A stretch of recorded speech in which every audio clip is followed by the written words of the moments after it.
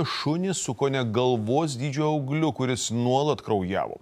Gyvūnų gynėjai vos sužinoję apie besikankinantį ligotą keturkojį, tą pačią dieną jį paėmė iš šeimininkės. Deja, veterinarai padėti nebeturėjo vilčių, gyvūną jie užmigdė. Kaimo gyventojai pašiurpė dėl tokio seniūnijos darbuotojos elgesio, o pati šuns šeimininkė šį rytą pasiprašė atleidžiama iš darbo. Jautresnių žiūrovus įspėju, vaizdai gali šokiruoti. Šio Telšių rajone Upinoje šuns vardu Reksis likimas dar liūdnesnis nei Biliūno Brisiaus galas. Vaiko teisų tarnybos darbuotojai pastebėjo taip besikankinantį šunį ir iškvietė Telšių šuniukų namų savanorius. Ir pranešė, kad yra prie būdos pririštas kraujuojantis šuo, neaišku, ar tai kirstinė žaizda, ar tai sumušimas, ar dar kažkas, tai mes nieko nelaukę sėdome automobilį. Savanoriai kartu su policijos pareigūnais nuvykę į Upiną pamatė kraupų vaizdą.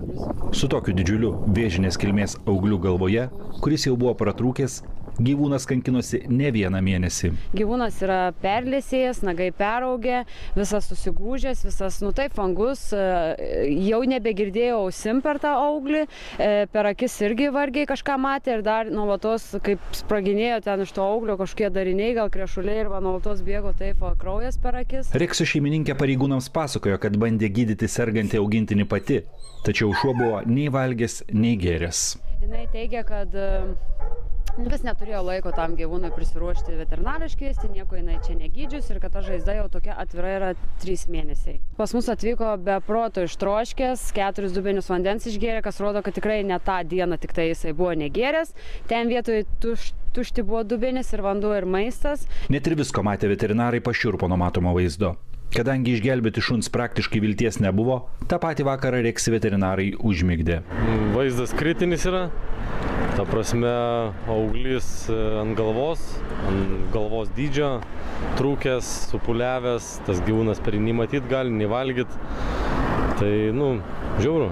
Čia gyvūnas kankinosi, tiesiai šviesiai. Šeimininkė TV3 žurnalistui telefonu iš pradžių aiškino, kad bandė gyvūną gydyti pati. Žadėjo vėliau susitikusi papasakoti išsamiau. Gydžiau savarankiškai, o paskui jau kaip ir turėjo pirmadienį užmigdyti tą šuniuką, bet taip šie. Jūs paskambinkit po kokios per pietų pertrauką nuo 12 iki 1 tam tarpe. Susisiekus sutartų laiku, moteris atsisakė kalbėti. Žinokit, tikrai nenoriu susitikti. Kodėl? Per daug visko, per daug puolimo. Daugiau jokios informacijos aš nebeteiksiu. Viskas yra išversta taip, kaip jūs norite. Upinos gyventojai į šį įvykį reaguoja su siaubu. Juo labiau, kad nedidelėme kaime visi vieni kitus pažįsta ir žino, kad šuns šeimininkė dirba seniūnijoje, išmoka socialinės išmokas. Negaliu žiūrėti aš. Baisu.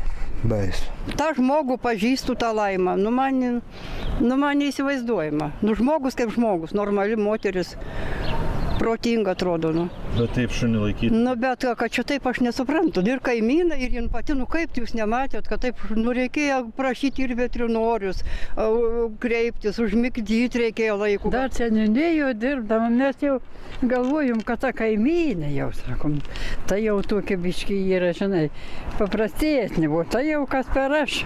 Baisu, jei, nekių neusų tam šunėlių nieko nebebūtų. Kada ar biški būtų galva nukritusi. Kaimynė sako, kad už tokį elgesį seniūnijos darbuotoją pasmerkė visas kaimas. Kuriai pasirodyti tokiai. Visas kaimas dabar jau visi šneka. Visur, kiek komentarų, visur telefonus prirašyta. Po pietų į šią liūdną istoriją Facebook'e sureagavo ir Telšių rajono meras. Kartu ir pranešė, kad Upinos seniūnijos darbuotoja šį rytą pateikė prašymą išeiti iš darbo.